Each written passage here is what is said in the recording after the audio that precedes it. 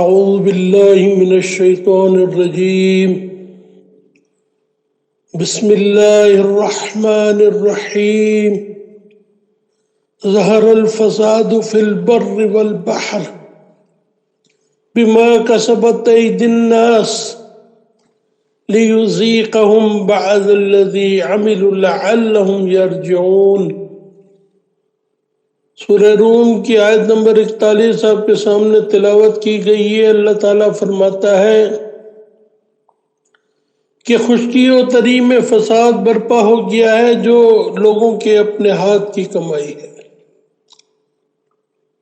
تاکہ اللہ ان کو ان کے بعض اعمال کا مزہ چکھائے تاکہ وہ پلٹ آئیں۔ اللہ کے بندوں، کیا ہوا ہے آج؟ کس طرح رب نے اس ملک کے مختلف علاقوں پر اپنا عذاب نازل کر دیا ہے۔ بارشیں تو رحمت ہوتی ہیں، لیکن جب اللہ کے ساتھ کفر و شرک ہونے لگے تو یہی بارشیں عذاب بن جاتی ہیں۔ دیکھیں کیا ہوا ہے قوم نوح کے ساتھ۔ نوح علیہ السلام نے دن رات 950 سال انہیں اللہ کی توحید کی طرف بلایا، لیکن وہ مشرک قوم اپنے خود ساختہ پنجتن پاک سے چمٹی رہی۔ اس کے بعد نوح علیہ السلام نے اپنے رب سے کہا، ربی انہم عصونی واتبعوا من لم یزدہ مالہ الا خسارا۔ اے میرے رب، یہ لوگ میرے کہنے پر نہیں چلے اور ایسوں کے تابع ہو گئے جن کو ان کے مال اور اولاد نے نقصان کے سوا کوئی فائدہ نہ دیا۔ وہ مکروا مکرن کبارا، اور وہ بڑی بڑی چالیں چلے۔ وقالوا لا تذرن آلہتکم ولا تذرن ودا ولا سواعا ولا یغوث ویعوق ونسرا، اور کہنے لگے اپنے معبودوں کو ہرگز نہ چھوڑنا، اور ود، سواع، یغوث، یعوق اور نصر کو کبھی نہ چھوڑنا۔ یہ ود، سواع، یغوث، یعوق اور نصر کون تھے؟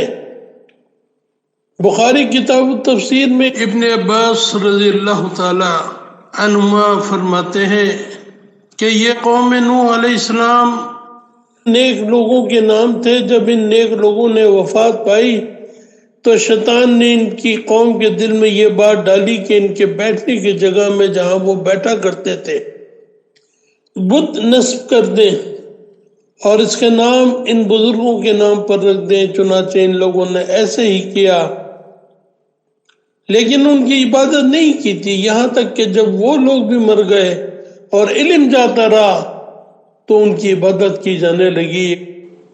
معلوم ہوا کہ یہ وہی پنجتن پاک تھے جن کی قبریں اور بت بنا کر ان کی عبادت کی گئی۔ انہیں الہ مانا گیا۔ الہ یعنی جس کی عبادت کی جائے، جس کا کہا مانا جائے، جو رازق سمجھا جائے، جو مشکل کشا سمجھا جائے۔ اور پھر سورہ ہود میں اللہ تعالیٰ فرماتا ہے کہ تنور سے پانی نکلنا شروع ہوا ہے جس نے سارے علاقے کو لپیٹ میں لے لیا ہے۔ خود نوح علیہ السلام کا بیٹا اس میں ڈوب گیا۔ اور سورہ نوح میں فرمایا گیا، مما خطیئاتہم اغرقوا فادخلوا نارا فلم یجدوا لهم من دون اللہ انصارا۔ آخرکار وہ اپنی خطاؤں کی بنا پر غرق کر دیے گئے، یعنی پانی میں غرق کر دیے گئے اور آگ میں داخل کر دیے گئے، اور انہوں نے وہاں اللہ کے علاوہ اپنا کسی کو مددگار نہ پایا۔ یعنی جیسے ان کا عقیدہ تھا کہ یہ ود، سواع، یعوق اور نصر جن کی ہم عبادت کرتے ہیں، جن کی قبروں کے ہم مجاور بنے ہوئے ہیں، یہ ہمیں اللہ کے یہاں ہماری مدد کریں گے، تو اللہ فرماتا ہے کوئی نہ تھا ان کا مددگار۔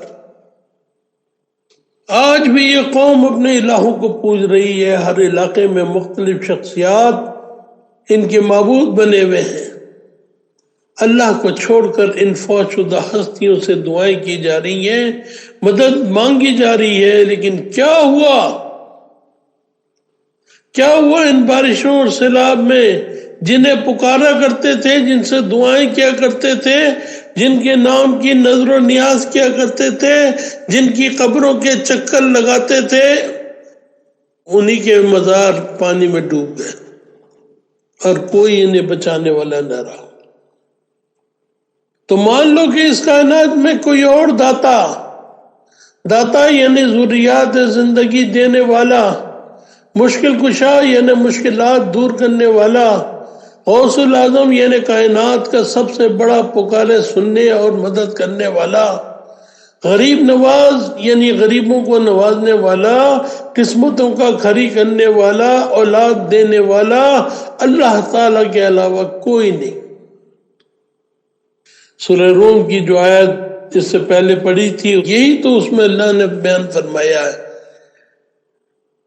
کہ لِيُذِيقَهُمْ بَعْضَ الَّذِي عَمِلُوا لَعَلَّهُمْ يَرْجِعُونَ۔ یہ سب اسی لیے تو ہے کہ یہ بہکے ہوئے انسان، یہ شیطان کی راہ پر چلنے والا، یہ کفر و شرک کی دلدل میں لت پت، یہ اپنی اصلاح کر لیں، واپس آ جائیں، پہچان لیں اپنے رب کو اور اسی کو خالص کر کے پکاریں۔